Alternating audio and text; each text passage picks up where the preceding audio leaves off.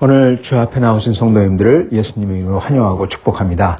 오늘 저희가 같이 보실 하나님 말씀은 신명기 22장 1절로부터 12절 말씀입니다. 제가 받들어 읽도록 하겠습니다. 내 형제의 소나 양이 길 잃은 것을 보거든 못 본 채 하지 말고 너는 반드시 그것들을 끌어다가 내 형제에게 돌릴 것이요 내 형제가 내게서 멀거나 또는 내가 그를 알지 못하거든 그 짐승을 내 집으로 끌고 가서 내 형제가 찾기까지 내게 두었다가 그에게 돌려줄지니 낙이라도 그러하고 의복이라도 그러하고 형제가 잃어버린 어떤 것이든지 네가 얻거든 다 그리하고 못 본 채 하지 말 것이며 내 형제의 낙이나 소가 길에 넘어진 것을 보거든 못 본 채 하지 말고 너는 반드시 형제를 도와 그것들을 일으킬지니라. 여자는 남자의 의복을 입지 말 것이요 남자는 여자의 의복을 입지 말 것이라. 이같이 하는 자는 내 하나님 여호와께 가증한 자이니라. 길을 가다가 나무에나 땅에 있는 새의 보금자리나 새 새끼가 알이 있고 어미새가 그의 새끼나 알을 품은 것을 보거든 그 어미새와 새끼를 아울러 취하지 말고 어미는 반드시 놓아줄 것이요 새끼는 취하여도 드나니 그리하면 내가 복을 누리고 장수하리라. 내가 새 집을 지을 때 지붕에 난간을 만들어 사람이 떨어지지 않게 하라. 그 피가 내 집에 돌아갈까 하노라. 내 포도나무에 두 종자를 섞어 뿌리지 말라. 그리하면 내가 뿌린 씨의 열매와 포도원의 소산을 다 빼앗길까 하노라. 너는 소와 나귀를 결의하여 갈지 말며 양털과 배실로 섞어 짠 것을 입지 말지니라.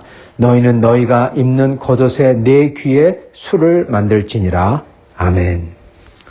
오늘 말씀도 여러 가지 기타 규정을 말씀하는 말씀입니다. 그리고 이것도 전에 말씀드렸던 것처럼 그 당시 사회와 문화에 그리고 그 당시 삶에 합한 하나님이 주신 율법으로서 그러므로 이것은 한시적인 율법이자 또한 동시에 이 속에 하나님의 뜻이 있기에 하나님의 뜻을 품은 율법입니다. 그리고 이 모든 율법들은 예수 그리스도 안에서 이게 다 완성이 됩니다. 즉 완성이라고 하면은 다 채워져요. 이 율법의 요구가 다 충족이 됩니다. 그럼으로써 이 시대, 이 문화와 삶, 이 스타일, 이러한 시대의 율법이 막을 내리게 되는 것입니다. 그리고 새로운 시대, 새로운 삶과 하나님의 영을 가진 사람들의 진정한 하나님의 뜻이 실현되는 거기에 맞는 하나님의 뜻이 실현되는 법이 생긴 거죠. 그게 그리스도 안에서 주신 하나님의 법도인 것입니다. 그래서 오늘도 마찬가지로 하나님께서 한시적으로 주신 율법 그리고 그 속에 있는 영원한 하나님의 뜻을 저희가 같이 살펴보고자 합니다. 첫째는 인지상정입니다. 즉 내가 경험했으면 다른 사람도 그럴 거라 생각해서 그 사람을 내가 당한 아픔과 내가 당한 어려움을 생각하면서 그 사람에게 대해주는 것입니다. 즉 그걸 안 당하도록 그러한 어려움과 아플 수가 있기 때문에 그걸 당하지 아니하도록 저희가 배려해 주는 거죠.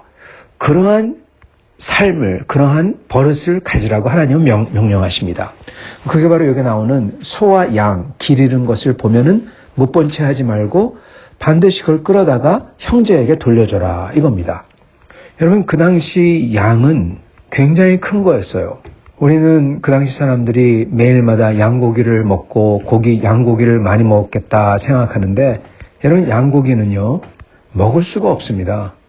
양은 거기서 양털을 받고 젖을 짜고 옷을 입혀주고 그리고 먹을 것을 계속 주는 그러한 존재인데 어떻게 그걸 잡아먹을 수가 있습니까? 그걸 잡아먹을 때는 오직 하나님 앞에 나아갈 때 번제를 드리거나 서원을 하거나 유월절일 경우나 이러한 축제 때 이럴 때만 먹었습니다. 즉 옛날 우리나라 잔칫날에만 소고기국 먹었잖아요. 여러분 그거 똑같습니다. 그럴 때 양고기를 먹었어요. 보통에는 뭘 먹었냐면 성경에도 나오잖아요. 여기 와서 떡을 초를 찍어라. 그렇게 말하잖아요. 초를 찍어서 같이 먹자 그러잖아요. 여러분, 빵에다가 식초 찍어서 먹었던 겁니다. 그러면서 좀 더 거기에 마른 무화과나 건포도, 올리브 이런 걸 함께 먹었던 겁니다. 요즘에 보면은 어디 식당 가면은 올리브유와 식초를 섞어주잖아요. 예, 거기에 빵 찍어 먹잖아요. 여러분, 그거 먹었던 겁니다. 그게 주식이었어요. 그리고 거기다가 좀 더 더하면은 엉긴 젖, 즉 요구르트입니다. 요거트 찍어 먹었어요. 그게 그들의 주식이었습니다. 그러다가 잔칫날, 예배날, 성전에 나아가는 날이죠. 그때 양고기를 좀 먹었던 거예요. 그리고 소는 어떠한 존재냐? 소는 자동차와 마찬가지입니다. 트랙터와 마찬가지예요. 우리 한국 옛날 그 농경시대 때, 농사질 때 그 소와 똑같습니다. 여러분, 절대로 잡아먹지 않죠. 자, 그러한 양과 소가 잃어버렸어요. 그거 얼마나 그걸 찾겠습니까? 그걸 찾으면 그거 돌려주라는 겁니다. 잘 데려다가. 왜냐하면은 인지상정이라는 거예요. 내가 내 소를 그렇게 중요한 것을 잃어버렸을 때, 즉 밭을 갈고 하는 그 모든 중요한 수단을 어디 갔어요? 그게 없어지면은 정말 큰일 나는 거죠. 그랬을 때 눈앞이 깜깜해지는 것처럼 누가 그러고 있으니 그거를 도와줘라 라는 것입니다. 심지어 멀리 있을 경우에는 그거를 집에로 잘 데려가서 잘 뒀다가 형제가 찾아올 때까지 잘 보관했다가 그런 다음에 돌려줘라. 그렇게까지 말씀하시는 거예요. 성도 여러분, 우리는 이 인지상정의 이 마음과 이 법을 지켜야 됩니다. 이게 사실 사랑이죠.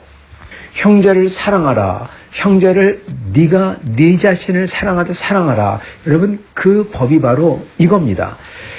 주님께서는 하나님을 마음과 힘과 정성을 다해 사랑하고 내 형제를, 내 이웃을 내 몸같이, 즉 네가 너를 사랑하듯이, 네가 네 자신에게 잘하듯이 다른 이웃을 그렇게 대하라. 그게 바로 율법입니다. 그게 사랑이에요. 다른 감정이 아니라 다른 이웃을 좋아해라가 아니라, 여러분, 좋아하라고는 다릅니다. 좋아 안 할 수도 있어요. 그러나 좋아 안 하더라도 사랑은 해야 돼요. 사랑이 무엇이냐? 바로 그에게 인지상정의 마음을 가지고, 네가 네 자신을 사랑하듯, 즉 인지상정의 마음을 가지고 그에게 선을 베풀라는 겁니다. 그게 사랑입니다. 그래서 우리는 항상 내 자신이 그걸 당하면 어떨까?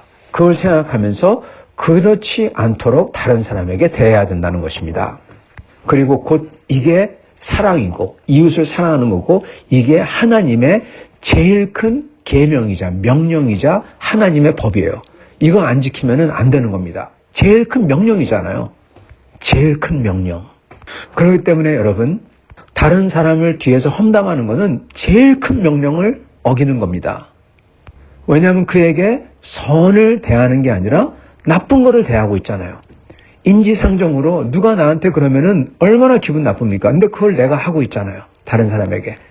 그거는 위선이자, 예수님이 제일 싫어하는 게 위선이죠. 위선이자 하나님의 제일 큰 명령을 정면으로 어기고 있는 것입니다. 그렇기 때문에 저희는 험담뿐만 아니라 내가 다른 사람이 내게 했을 때 내가 쓰리고 아프다면은 다른 사람에게 그런 거 하면 안 되는 것입니다. 반대로 다른 사람이 내게 했을 때 너무나 기분 좋고 그런 것은 모든 것에서 다른 사람에게 내가 받기 원하는 대로 그러한 방식으로 다른 사람을 대해줘야 되는 것입니다. 특히 이렇게 다른 사람에게 굉장히 중요한 것은 저희가 힘이 들더라도 수고를 하더라도 그것을 도와줘야 된다는 것입니다. 왜냐하면 정말 중요한 것은 우리 자신도 다른 사람이 도와주기를 간절히 바라고 필요하기 때문에 그렇습니다. 그리고 4절에 보면은 네 형제의 낙이나 소가 길에 넘어진 것을 보거든 못 본 채 하지 말고 너는 반드시 형제를 도와 그것들을 일으킬지니라 말씀하신 것처럼 저희가 다른 사람이 갑자기 어려움에 처했을 때 그거를 그냥 못 본 채 하고 지나가면 안 된다는 겁니다. 여러분, 캐나다 사람들 또는 미국 사람들, 전통적으로 캐나다에 살았던 분들은 사고가 나거나 또는 어려워서 길에 이렇게 있을 때 꼭 와서 돕습니다. 여러분, 이게 어디서 나오냐? 바로 여기서 나오는 겁니다. 길에 넘어진 것을 보거든 못 본 채 하지 말고 반드시 도와 그것들을 일으킬지니라. 그리고 예수님께서 말씀하셨던 선한 사마리아인, 다들 그냥 지나가는데 못 본 채 하고 지나가는데 와서 돕죠. 왜냐하면 그게 인지상정이기 때문에 그렇습니다. 그러한 게 문화 속에 깊이 스며들어가 남은 거죠. 우리도 그렇게 해야 되는 것입니다. 사실은 그렇게 선하게 우리의 인지상정을 생각하며 나도 어려웠을 때 그렇게 도왔을 때 얼마나 참 좋았나 생각하면서 나도 그렇게 도와야 되는 것입니다. 바로 이게 크리스찬 문화입니다, 여러분. 그리고 두 번째 나오는 하나님의 말씀은 어미와 새끼를 둘 다 취하지 말라. 그러면서 새끼는 가져가도 또는 알을 가져가도 어미는 놔둬라. 그러는 것입니다. 이거와 비슷한 게 이 새끼를 어미의 젖에 삼지 말라는 것과 굉장히 비슷합니다. 이것은 여러분 이 잔인함을 지금 얘기하고 있는 것입니다. 물론 새끼를 어미의 젖에 삼는 것은 사실 그 이상입니다. 그거는 어떻게 보면은 인륜을 또는 하나님의 이 창조율을 거스리는 모습이죠. 인륜을 위배하는 범죄가 무엇입니까? 예를 들어서 부모가 자식을 또는 자식이 부모를 죽이는 거, 이런 게 인륜을 거스르는 범죄죠. 지금 이 새끼를 먹여야 되는 모유, 생명을 주는 모유인데 그걸로서 새끼를 죽여요. 새끼를 삶아요.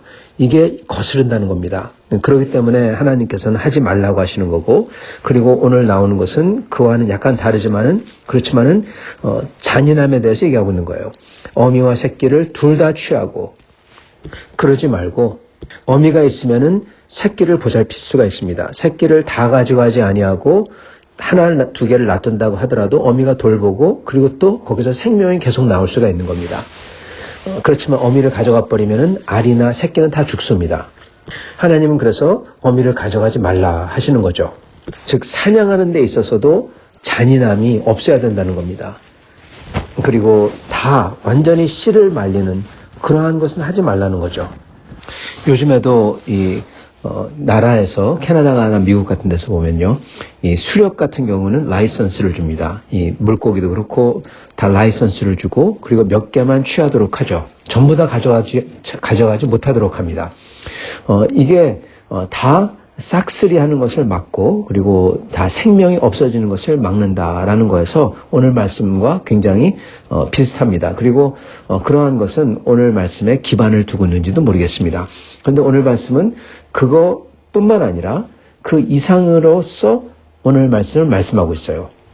그거는 전부 다 가져함으로써 다 그러한 자원을 없애거나 또는 생명을 완전히 없애거나 그러는 것을 하지 말라라는 뜻도 있고, 그렇지만 또한 거기에 잔인함이란 것, 즉 인간의 그러한 이 긍휼 또는 원래 인간은 이 세상을 돌보라고, 에덴 동산을 돌보라고 만들어진 존재입니다.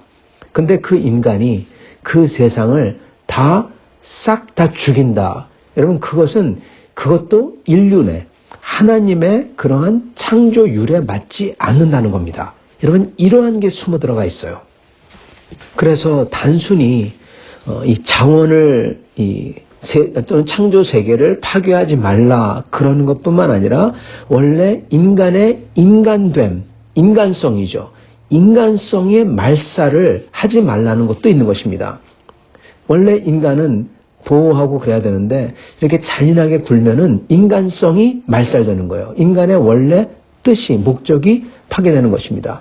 그리고 그럼으로써 세 번째 하나님께서 강조하시는 것은 아까 이 새끼를 어미젖에 삼지 말라는 것처럼 그게 하나님의 그 창조율 또는 인륜, 그런 거나 인륜은 아니더라도 그러한 식의 창조율을 파괴하고 거스르는 것처럼 이것도 인간이 이 창조 세계를 보살피고 케어하고 그래야 되는 잡을 가진 인간이 그 창조 세계와 짐승들을 죽이고 없애는 그러한 그 반대되는 그러한 하나님의 창조율을 거스르는 것을 하지 말라는 것입니다.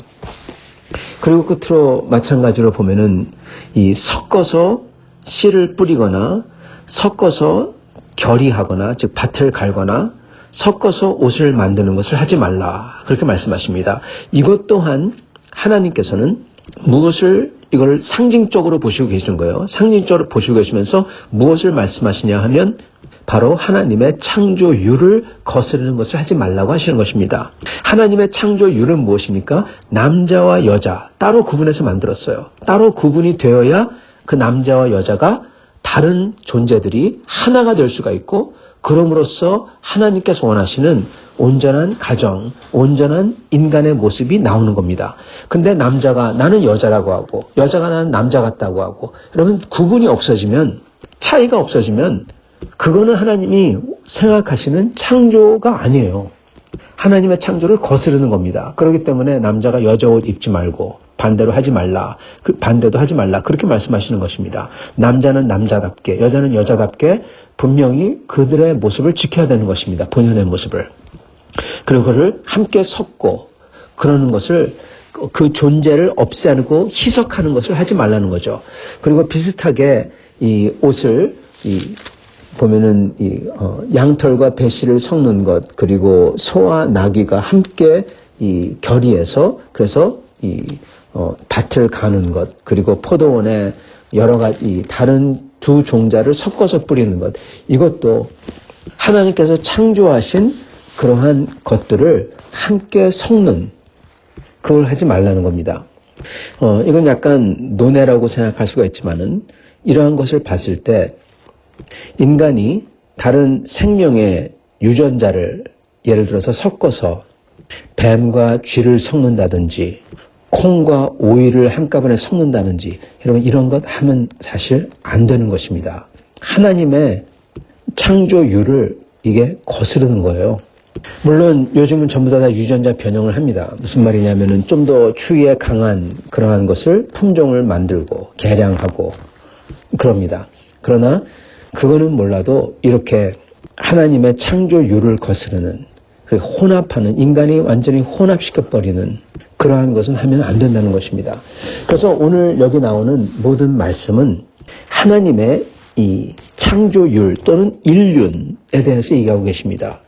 인륜을 거스르는 것을 하지 말라는 것입니다. 인륜을 따르라는 것입니다. 마땅한 도리죠. 그게 무엇이냐? 그거는 다른 사람을 인지상정 생각하고 도하라는 것입니다. 다른 형제를 이웃을 내 몸과 같이 사랑하라. 바로 그거죠. 그것을 어길 때 그거는 인륜을 어기는 것입니다. 이 하나님의 창조율을 어기는 거죠. 내가 나한테 일어나면 그게 그렇게 힘들고 아픈데도 불구하고 나는 그걸 남한테 해요. 그거는 위선이자 인륜을 어기는 것, 창조율을 어기는 큰 범죄라는 것입니다. 그리고 잔인하게 심지어 미물이라도 그렇게 잔인하게 우리가 할 때 다 싹 잡아서 이렇게 없애거나 그럴 때 우리는 우리의 인간됨 이거를 포기하는 것입니다. 인간됨을 포기하는 것. 원래 인간은 베풀며 다스리는 정원을 가꾸는 사람인데 그것을 파괴하는 자가 됐기 때문에 인간됨을 포기하는 거고 하나님의 창조율을 어기는 것입니다. 마찬가지로 여자가 남장을 하거나 남자가 여장을 하거나 또는 이렇게 섞어서 그 두 존재들을 섞을 때 저희는 하나님의 창조 원리를 하나님이 뜻하신 것을 파괴하는 창조율을 어기는 것입니다. 이것을 하지 말라고 하시는 것입니다. 우리는 그러므로 하나님의 창조율과 인륜을 꼭 따라가는 사람이 되어야 되겠습니다. 특히 우리는 그러한 창조율과 인륜을 거스르지 않으려면은 그 무엇보다도 다른 사람에 대해서 험담을 하면 안 되는 것입니다. 그게 위선이죠. 인지상정. 나는 그걸 원하지 않는데 나는 그거를 하는 그 인륜과 창조율을 어기는 사람이 되기 때문에 그렇습니다. 오늘 우리는 다른 이들을, 다른 성도들을 인지상정 여기고 그에 대해서 그렇게 생각하고 인지상정을 생각하고 말을 하고 다른 사람을 낮추는 말 하지 마시고 그게 자기는 그걸 원치 않은데 자기한테 그러면 화낼 거 아니에요. 근데 다른 사람이 그러면 안 된다는 겁니다. 그렇게 하지 마시고 나쁜 생각 갖지 마시고 다른 사람에 대해서 좋은 생각을 가지실 수 있기를 바랍니다. 비록 부족하더라도 좋은 것을 보시고 좋은 생각을 하시고 좋은 말을 하시고 그리고 우리 형제들을 위해서 기도해 주시고 자매들을 위해서 기도해 주시고 보살핌과 베품으로써 어려운 사람들과 이 세상 전체를 대하시는 여러분이 될 수 있기를 바랍니다. 그러한 모습을 여러분의 자녀들이나 손주들이 볼 때 그걸 보고 여러분을 기억하며 그들이 배우는 것입니다. 그들의 머릿속에 옹졸한 할아버지, 할머니, 어머니, 아버지가 남을지 아니면 너그럽고 관대하며 어려운 사람을 도우며 세상을 돌아보는 그러한 분이 남을지 그거는 우리의 몫인 것입니다. 그러한 사람들로서 사시며 말하시며 생각하시며 기도하시는 우리가 다들 될 수 있기를 간절히 축원합니다. 같이 기도하겠습니다.